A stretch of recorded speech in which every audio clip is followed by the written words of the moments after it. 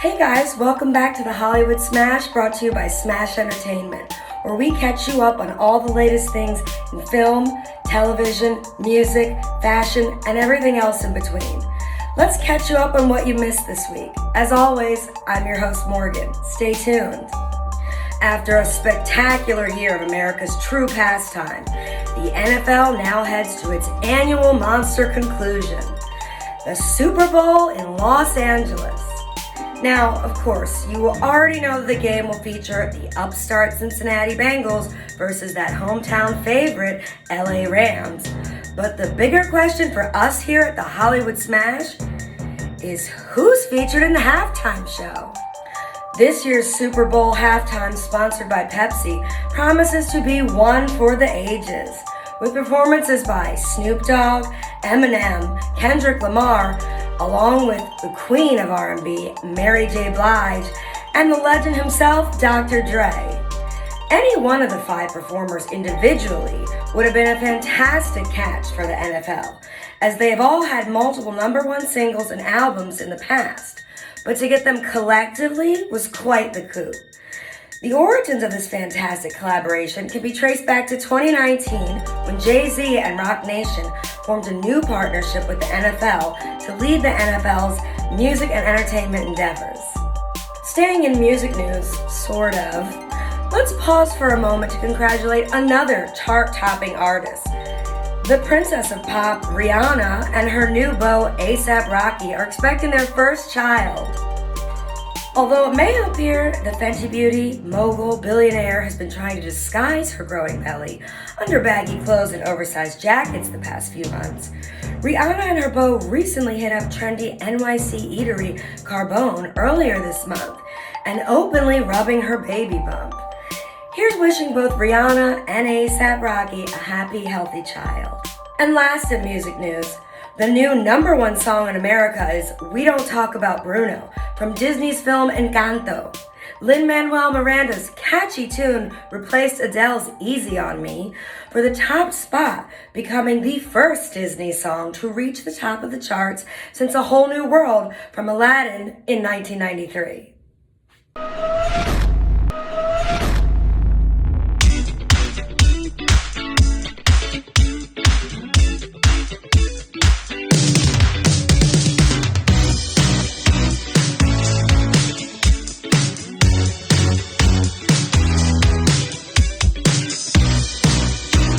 Thanks for agreeing to this interview with the Hollywood Smash, brought to you by Smash Entertainment.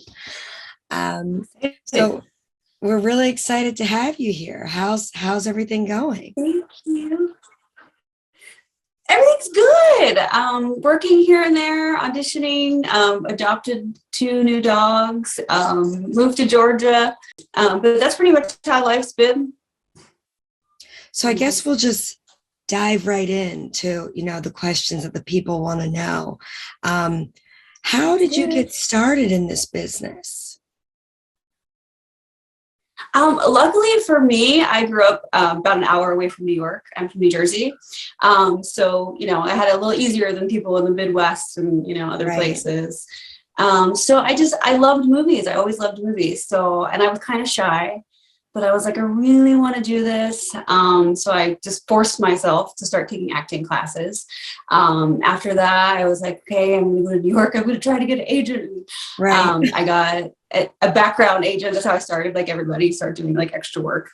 And then I slowly, eventually started getting parts in indie movies and still working on indie movies, which I love doing. I feel like they're so much fun.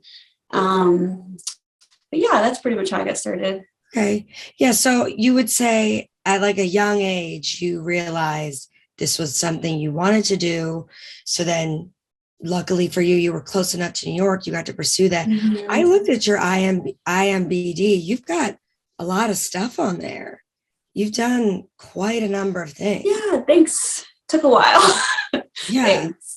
But yeah, it definitely took. I remember my first IMDb credit. I was so excited to finally get on there, and it took me years to actually get on there. So it's exciting when I go back there and look, because that in the beginning, that's like part of, one of the goals too. You're like, I want to be like, taken seriously, and you're not until you have like your IMDb page and people can look at what you've done. But yeah, I've been lucky enough to keep working. I think it said like 42 things. I was like, oh, wow. So kudos. That's so awesome. Some of those things are, thank you. There's still things. They still count. But didn't happen. They still count, right? True. I'm excited about all of them. That's awesome. What would you say were some of the obstacles that came in your path as, being a professional actor? And I guess, how do you overcome that? Because this is something you love. This is your passion, your career. Right. What are some things that come to mind? And I guess, how did you overcome them? I feel like there's so many things. And I feel like the first thing was shyness. When I was younger, I was like, really had to psych myself out to like be like, or talk myself up to be like, you can do this, you can do this. So confidence at first is definitely a thing. And even now, even though I've been doing it a long time, I still get nervous, and I still like, especially on bigger things, have to be like, you got this, you can do this, do the pep talk thing. There's so many hard things. The rejection is hard. You just have to pick yourself up and keep on auditioning. And, there's times where you're like, oh my God, I have been auditioning like crazy. And you start to feel down because you're literally just booking nothing. So there's a lot of things, insecurities, comparing yourself to other actors and actresses, and, seeing your friends, which is such an amazing thing. When you see your friends succeeding, it's absolutely fantastic. And you're so excited for them. There's a small part of you that always goes, oh, like you feel like frustrated that people are, getting way ahead of you or doing projects that you wanted to do and whatnot. And no, I definitely would never take away from anybody else. I always get very excited when people work, but you can't help but to compare yourself to other people's journeys sometimes. And I know that you shouldn't. Hey, that is a human emotion. I feel that often. I've had these conversations with my girlfriends, and that's part of being a human. We're excited for our friends and family, but we're also like, what about us? So thank you for sharing that. It makes you human. Even though you're a big actress, you're sharing a human trait that I'm sure a lot of our viewers can relate to. So I do appreciate that. Thank you. I just, I never want it to sound like jealousy in any way or anything like that, but you just can't help it sometimes. I get it. Like I totally. It's an insecurity is what it is. We all have them. But you're right. True. Your job is hard. And especially for women, especially in this day and age, what do you look like? What do you weigh? What can you do? I mean, it's where do you fit in? I could see it weighing on you for sure. But I think you're doing a great job. So thank you. Thank you. I do appreciate that. Thank you very much. Yeah. Let me get to some of my other questions here for you. What were some of your more memorable roles in the past, and what do you think made them special? Let's see. I never really quite think of. Okay, so one thing that I really enjoyed doing, and was actually a stunt acting role, was working on the Tremors TV pilot, because I loved that movie growing up. I thought that was so cool, and the fact that I actually got to work on set with Kevin Bacon was just like, this is the coolest thing. And that was one of the shows I worked on too, where like I was like psyching myself up. I'm like, you got this, like you can do this. But it was just, it wasn't a huge role, it was a smaller role, and again, it was stunt acting, but I was just so excited to be on that set. And like, it was one of those childhood things that you're just like, wow, this is somebody I've admired my entire life. This is really cool. That's awesome. No, I totally get that. So what can you tell us about what you've got going on next? Any big projects in the wings? What you're thinking your next move is? So I just had a movie, Harvey, that came out.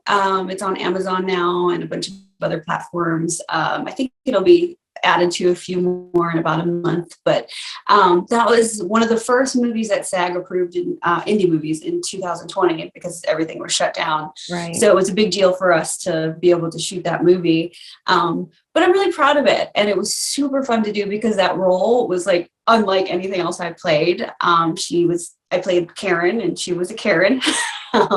She was just fun to play. She was so miserable, very small town.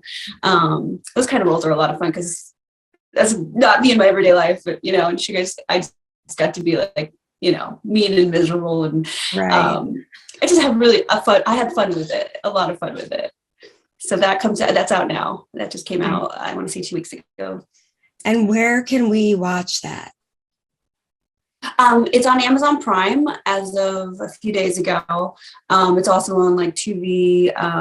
There's a full list on Midnight Releasing is our distributor.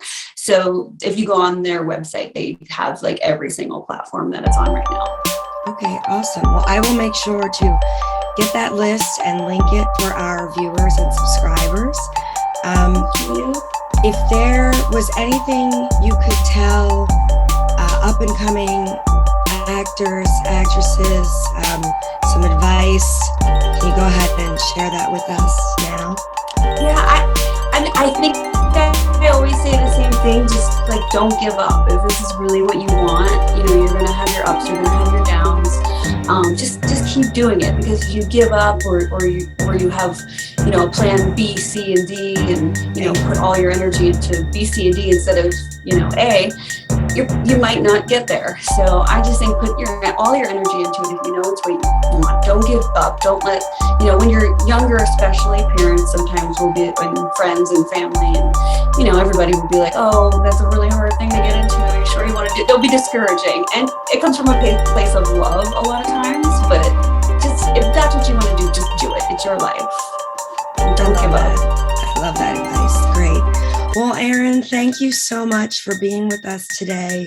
Appreciate all your advice and information about your upcoming films. And like I said, I will link all that at the bottom for our subscribers and viewers. You guys can check her out in Harvey, which is on Amazon Prime and Tubi, and all the other links that I'll give it to. So thank you so much for joining us on Smash Entertainment. And I appreciate it. Thank you so much. And we will see you again next time. Thank you. Can't wait. Bye.